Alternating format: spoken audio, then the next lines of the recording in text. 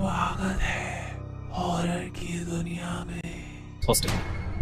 निमिषा की सांसें चढ़ी हुई थी और वो बुरी तरह हाफ रही थी। उसके बाल बिखर चुके थे। वो शीशे के सामने खड़ी खुद को देखकर अपने बाल वापस बांधने की कोशिश कर रही थी, पर घबराहट के मारे वो कुछ नहीं कर पा रही थी। उस रात निमिषा ने पहली बार अपनी देर रात तक जगने की आदत का पछतावा किया। निमिषा को डर था कि कोई अभी भी उसका पीछा कर रहा है।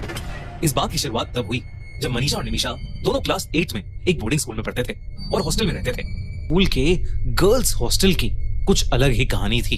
5 साल पहले 9 की उस लड़की को ना तो डिप्रेशन था और ना ही कोई पढ़ाई का प्रेशर। पहले सबको लगा ये मर्डर है, लेकिन पुलिस को कभी कोई सबूत नहीं मिला, जिसकी वजह से ये केस बंद हो गया। पर साल दर साल धीरे धीरे एक अफवाह फैलने लगी कि अब उस 5th फ्लोर पर उस लड़की का भूत रहता है। इसलिए 5th फ्लोर को स्कूल अथॉरिटीज ने बंद कर दिया, जिसे हफ्ते में सिर्फ एक बार खोला जाता था ताकि उसकी सफाई हो सके। उस इंसिडेंट के करीब 5 साल बाद निमिषा और शाह ब्रेकफास्ट के टाइम तक पढ़ती रहती थी। मनीषा चश्मा लगाती थी और उसके हाथ में उसकी माँ का दिया हुआ एक काला धागों को बाकी स्टूडेंट्स की तरह वो लोग भी ज्यादा नहीं मानते थे, पर फिर भी वहां कोई नहीं जाता था। पर 10 दिसंबर को कुछ ऐसा हुआ जिसकी मनीषा को कोई खबर भी नहीं थी।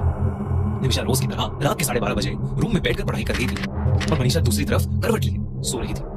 निमिषा का गला।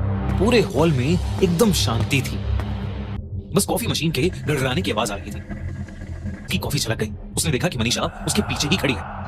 अंधेरा ज्यादा होने की वजह से उसकी आधी ही शक्ल निमिषा को दिख पा रही थी। उस रात मनीषा कुछ अलग सी दिख रही थी।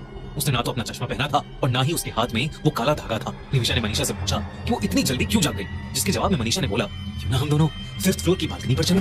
मनीषा उसका हाथ पकड़कर उसे अपने साथ ऊपर सीढ़ियों पर ले जाने लगी। जब दोनों सीढ़ियां चढ़ रही थी तो बस निमिषा की ही चप्पल की आवाज आ रही थी। उसने नोटिस किया कि मनीषा ने चप्पल भी नहीं पहनी थी। कुछ तो बहुत अजीब था। उस रात उस हॉस्टल के 5th फ्लोर का दरवाजा खुला हुआ था और वो दोनों 5th फ्लोर पर चले गए। वो पहले इधर उधर देखने लगे, फिर कुछ मिनट बाद दोनों ने खुद को एक रूम में पाया। ये उसी लड़की का रूम था जो 5 साल पहले मर चुकी थी और जिसके बारे में लोग कहते थे कि उसकी आत्मा 5th फ्लोर पर भटकती है। लेकिन उस रूम के बारे में निमिषा या मनीषा दोनों ही नहीं जानते थे।